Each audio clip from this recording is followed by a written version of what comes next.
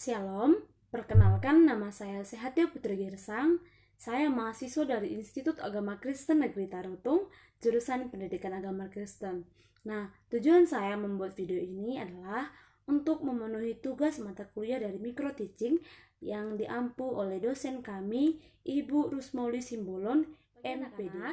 Nah, sebelum kita memulai pembelajaran kita, terlebih dahulu kita beribadah dulu ya. Kita bernyanyi, selamat pagi Bapa. 1, 2, 3 ya. Selamat pagi Bapa. Selamat pagi Yesus. Selamat pagi Roh Kudus. Terima kasih atas anugerah-Mu. Semalam telah berlalu, ku memuji, ku bersyukur, memuliakan nama-Mu. Allah Bapa, Putra, Roh Kudus, terima kasih. Baik, kita satukan hati kita, mari kita bersatu di dalam doa. Terima kasih Bapa, terima kasih Yesus untuk hari ini Bapa, karena Engkau masih memberkati kami. Bapa, sebentar kami akan memulai pembelajaran kami, Engkau berkati pembelajaran kami dari awal, pertengahan, hingga akhirnya. Kami serahkan pembelajaran kami ke dalam tangan-Mu. Terima kasih Bapa, terima kasih Yesus. Amin.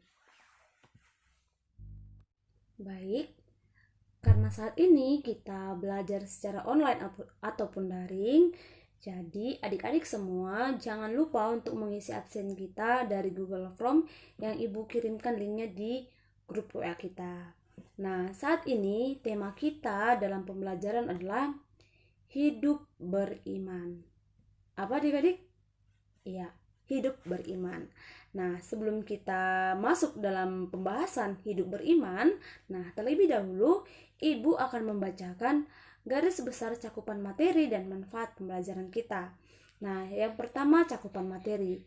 Cakupan materi kita hari ini yang pertama itu pengertian iman dan pengharapan, yang kedua makna hidup beriman dan berpengharapan, ketiga hubungan antara iman dan pengharapan. Nah, manfaat kita mempelajarinya yaitu pertama, untuk mengetahui makna hidup beriman. Yang kedua, mampu melaksanakan makna hidup beriman di dalam kehidupan kita. Nah, yang ketiga, dapat menyatakan makna hidup beriman. Yang keempat, mereaksikan cara hidup beriman dalam bentuk nyata. Hari ini Ibu telah menyediakan satu video tentang hidup beriman.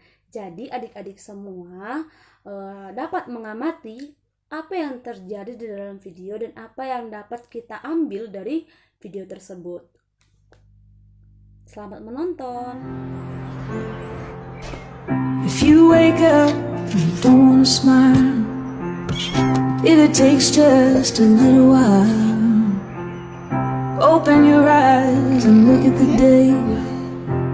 You'll see things in a different way. Don't stop thinking about tomorrow. Don't stop, it'll soon be here.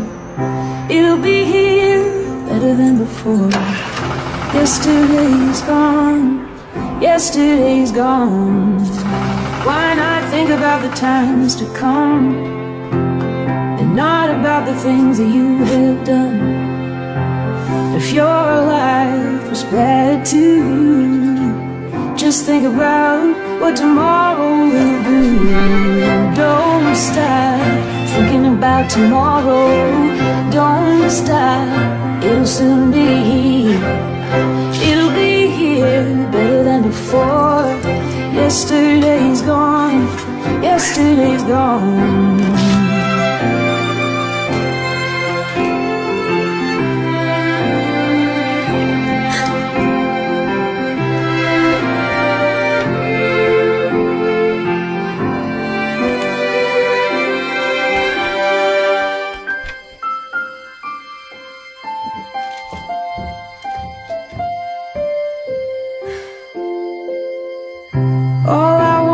is to see you smile. If it takes just a little while, I know that you don't believe that it's true. I never meant any harm to you.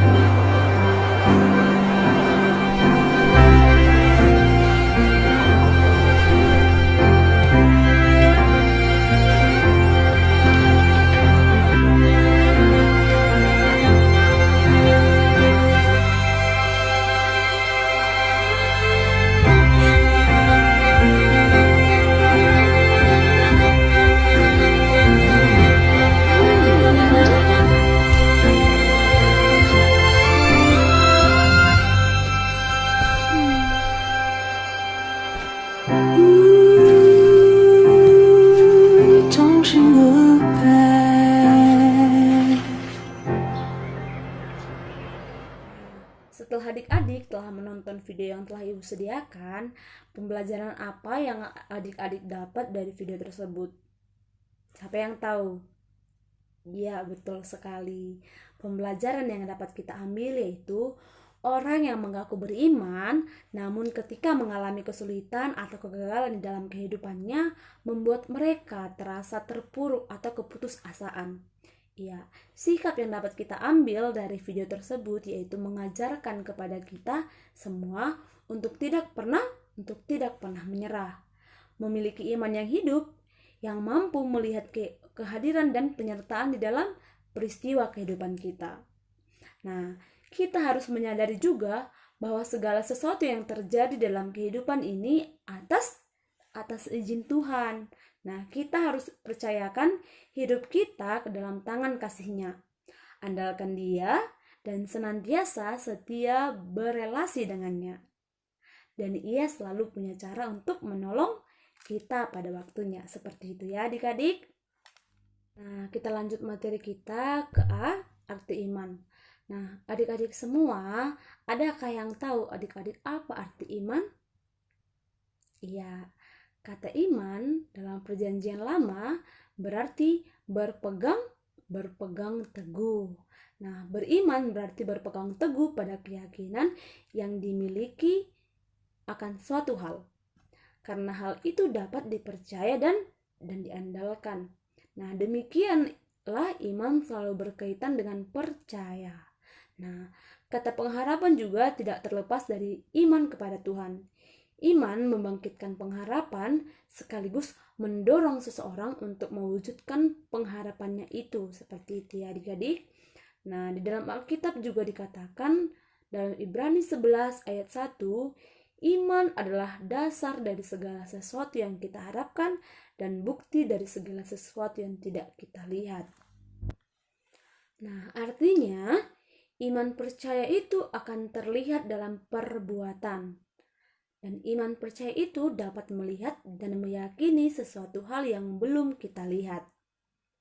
Misalnya, kepercayaan tentang Yesus Kristus yang tidak pernah kamu lihat secara fisik, tetapi kamu percaya kepadanya berdasarkan kesaksian Alkitab yang kita miliki saat ini. Nah, iman merupakan anugerah Allah yang dicurahkan bagi orang yang percaya dan berharap kepadanya, serta melakukan kehendak-Nya. Jadi, dalam iman ada unsur percaya dan pengharapan. Nah, beriman artinya mengamini janji-janji Allah di dalam Yesus Kristus dengan segenap hati, akal budi, dan perbuatan kita. Nah, menurut Paulus juga, kebenaran Allah nyata dari iman. Jika manusia tidak beriman, mana mungkin membangun hubungan yang erat dengan Allah. Namun, anugerah itu hanya dapat diberikan bagi orang yang benar-benar membuka hatinya untuk Allah. Baik, kita lanjut yang ke B, iman dan percaya. Di dalam hidup beriman ada 4 orang tokoh yang menggambarkan bagaimana seseorang mengekspresikan iman dan percayanya kepada Allah. Yang pertama itu Abraham. Nah, Abraham disuruh Tuhan untuk meninggalkan tempat tinggalnya dan pergi ke suatu negeri yang belum ia ketahui. Ia taat kepada perintah Tuhan tanpa bertanya atau mengeluh. Nah, Allah juga berjanji akan menjadikan keturunan Abraham sebagai bangsa yang besar dan diberkati oleh Allah. Nah, di sini juga Allah meminta Abraham mempersembahkan Ishak sebagai kurban baginya. Nah, Ishak ini adalah anak tunggal Abraham yang diperoleh dari Allah setelah lama menantikannya. Dan Abraham juga memenuhi perintah Allah untuk mengorbankan Ishak. Nah, namun Allah meluputkan Ishak. Dan sebagai gantinya, ia menyediakan hewan kurban bagi Abraham. Nah, melalui ujian ini, Abraham disebut sebagai bapa segala orang beriman. Yang kedua adalah Nuh. Nah, Nuh di sini merupakan tokoh fenomenal pada zamannya. Ketika ia mulai mengerjakan bahtera sebagaimana diperintahkan Tuhan kepadanya, banyak orang memperolok dirinya bahkan menganggap Nuh kurang waras. Nah, berbagai tekanan yang dialaminya tidak mudah untuk dihadapi, namun ia percaya kepada Tuhan. Nah, imannya tidak goyah menghadapi tekanan dari penduduk kota sampai tiba saatnya mereka sekeluarga masuk ke dalam bahtera dan turun hujan 40 hari lamanya, sehingga seluruh bumi tergenang air dan tidak ada manusia yang selamat kecuali Nuh dan keluarganya. Nah, di sini riwayat Nuh dan Abraham dapat menjadi petunjuk bagaimana manusia beriman menampakkan iman dan percayanya kepada Tuhan. Mereka juga bertindak menyenangkan hati Tuhan. Tindakan Nuh dan Abraham dasari oleh aspek percaya kepada Tuhan. Mereka juga mengenal Tuhan yang dipercayai. Mereka merasakan kedekatannya dengan Tuhan. Mereka membangun relasi atau hubungan yang intim dengan Tuhan dan berkomunikasi dengannya secara teratur. Nah, hubungan dengan Tuhan dibangun berdasarkan pengenalan, kedekatan serta pengetahuan akan Tuhan melibatkan seluruh diri mereka, baik hati, nurani maupun akal budi. Di dalam kitab Perjanjian Baru, ada peristiwa yang dapat diangkat sebagai contoh dalam kaitannya dengan aspek percaya, yakni perempuan Kanaan yang percaya atau orang Kanaan. Nah, anak perempuan Kanaan ini kerasukan setan dan amat menderita. Nah, ketika ia mendengar Yesus sedang berada di sekitaran daerah tempat tinggalnya, perempuan ini segera pergi ke sana dan meminta Yesus menyembuhkan penyakit anaknya. Yang menariknya adalah Yesus ternyata tidak mempedulikan permintaan tolong perempuan Kanaan itu. Dia mengabaikan perempuan Kanaan. Tetapi perempuan itu terus mendekati Yesus sambil memohon-mohon agar Yesus menolong perempuan Kanaan tersebut. Nah, oleh karena itu, Yesus melihat keteguhan hati perempuan Kanaan itu, sehingga Yesus pun mengabulkan permintaannya dengan menyembuhkan perempuan Kanaan atau menyembuhkan penyakit dari anaknya itu, seperti itu. Yang keempat adalah orang Romawi. Nah, di sini Yesus menyembuhkan hamba seorang perwira dari Kapernaum. Di sini ada seorang perwira yang hambanya menderita sakit keras. Nah, menurut sabda orang juga, rupanya perwira itu adalah orang Romawi. Nah, ia sangat mengasihi hambanya itu. Ketika orang perwira mendengar Yesus memasuki kota Kapernaum, ia mengutus beberapa orang suruhannya untuk meminta Yesus menyembuhkan penyakit hambanya itu. Nah, Yesus pun mengabulkan permintaan perwira Romawi itu dan menyembuhkan hambanya itu. Nah, demikian juga Yesus memuji iman perwira Romawi itu dan menyembuhkan hambanya yang sakit itu. Nah, adik-adik semua, Tuhan juga ketika adik-adik semua meminta pertolongan kepada Tuhan, nah Tuhan juga dapat membantu dan menyembuhkan adik-adik semua seperti itu. Nah, kesimpulan dari dua buah cerita dalam perjanjian baru tersebut adalah apabila kita percaya dan berpegang teguh kepada Yesus dengan segenap jiwa kita, hati dan budi, maka apa yang dikehendakinya atas diri kita pasti terjadi. Nah, inilah juga pengharapan kita dalam iman kepadanya. Sifat iman itu aktif, artinya orang percaya harus benar-benar yakin akan kebenaran firman Tuhan dan sungguh-sungguh melaksanakannya ke dalam kehidupan sehari-hari kita. Nah, dengan kata lain, jika seorang mengaku beriman kepada Yesus, tetapi hanya di dalam ucapan saja tanpa perilaku yang menunjukkan iman itu, maka sebenarnya iman itu sudah mati. Surat Yakobus mengatakan, jika iman itu tidak disertai perbuatan, maka iman itu pada hakikatnya adalah mati. Nah, tertulis dalam Yakobus 2 ayat 17. Nah, selanjutnya implikasi iman dan percaya. Nah, di sini adik-adik, ibu membuat tugas kepada adik-adik di mana soalnya simak 4 buah cerita di atas pada subbab B, kemudian berikan komentar kamu. Dari 4 buah cerita itu, manakah yang dapat menggambarkan sikap iman dan percaya pada Allah, dan manakah yang dapat menggambarkan bahwa iman orang percaya dibangun berdasarkan janji Allah untuk menyelamatkan orang percaya. Ini dikerjakan dan dikumpul setelah selesai pembelajaran kita nanti adik-adik. Jangan lupa untuk dikumpul. Nah, kita lanjut materinya selanjutnya, memelihara iman. Nah, dalam 2 Timotius 4 ayat 7-8, buka Alkitabnya, semua bawa Alkitab kan? Ya.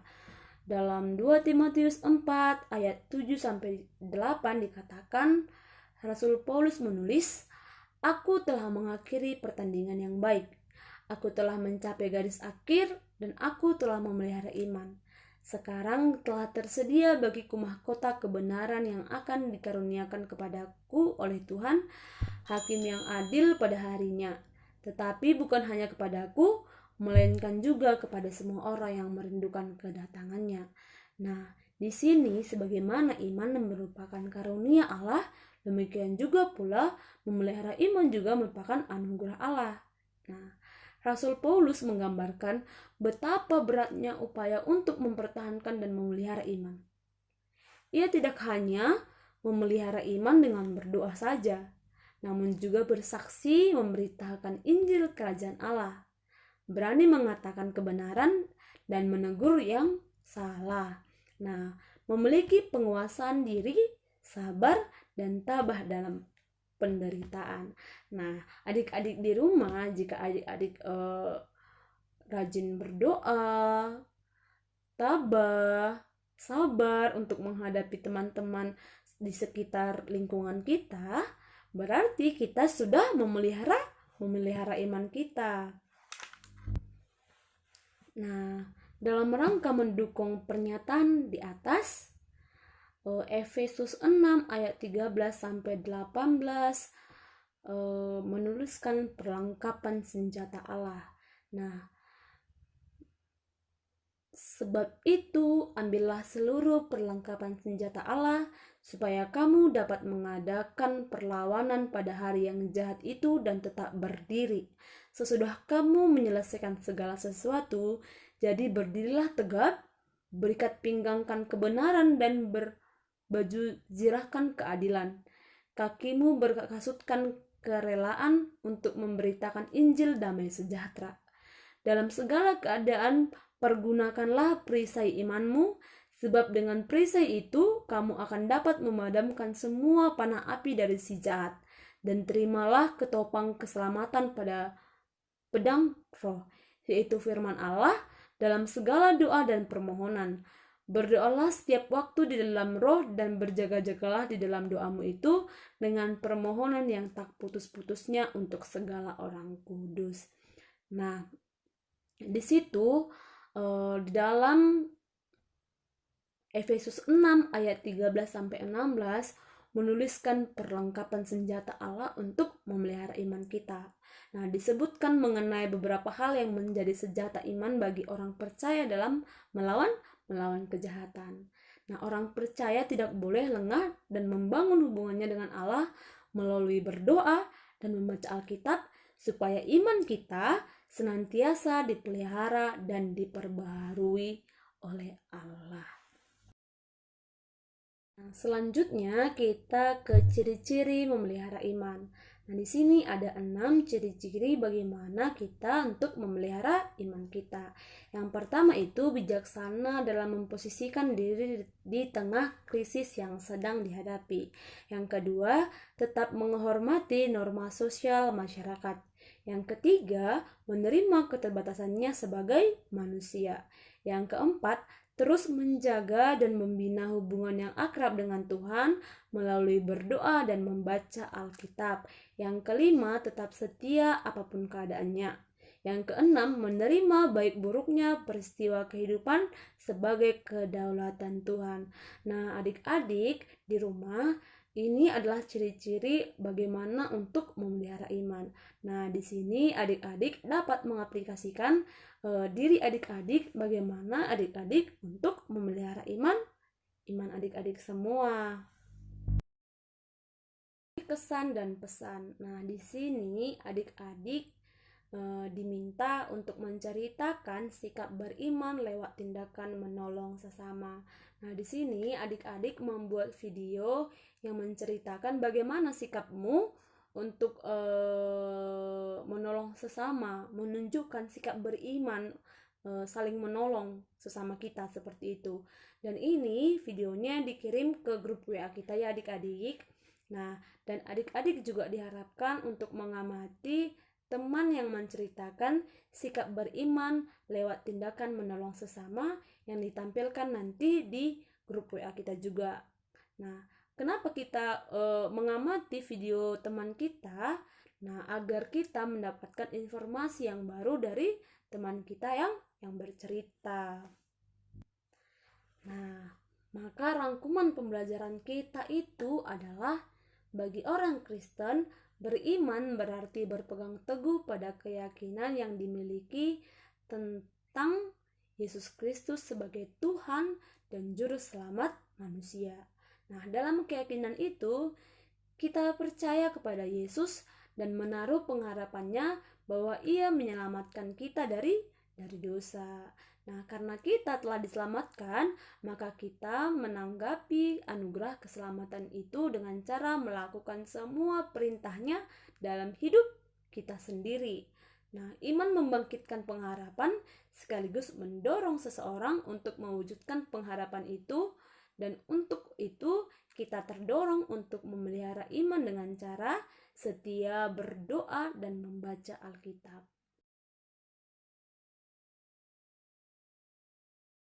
Nah, tugas adik-adik di rumah yaitu pilihlah salah satu tokoh Alkitab yang ada di dalam bacaan Daniel 3, Matius 26 ayat 20 sampai 25 dan Matius 26 ayat 69 sampai 75. Dan kemudian temukan dan catat apa yang dilakukan tokoh itu di dalam memelihara iman dan tulis komentar kamu mengenai tokoh tersebut.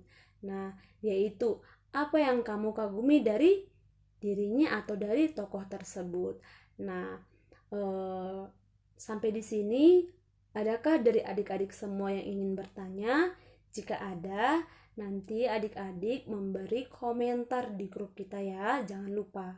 Nah, sampai di sini pembelajaran kita. Kita tutup pembelajaran kita dengan berdoa. Kita satukan hati kita, mari kita bersatu di dalam doa. Terima kasih Bapa, terima kasih Yesus untuk hari ini Bapa, karena Engkau masih juga memberikan kami berkat yang luar biasa Tuhan. Tuhan, kami sudah selesai melaksanakan pembelajaran kami Bapa. Buatlah pembelajaran kami dapat kami terapkan dan dapat kami lakukan dalam kehidupan kami Tuhan, sehingga kami dapat memahami pembelajaran yang diberikan guru kami. Terima kasih juga Bapa buat kasih setiamu yang telah melindungi kami Bapa, memberikan kami kesehatan dan nafas kehidupan Bapa, sehingga kami dapat memuliakan namamu setiap harinya Tuhan. Terima kasih Bapa, terima kasih Yesus. Amin.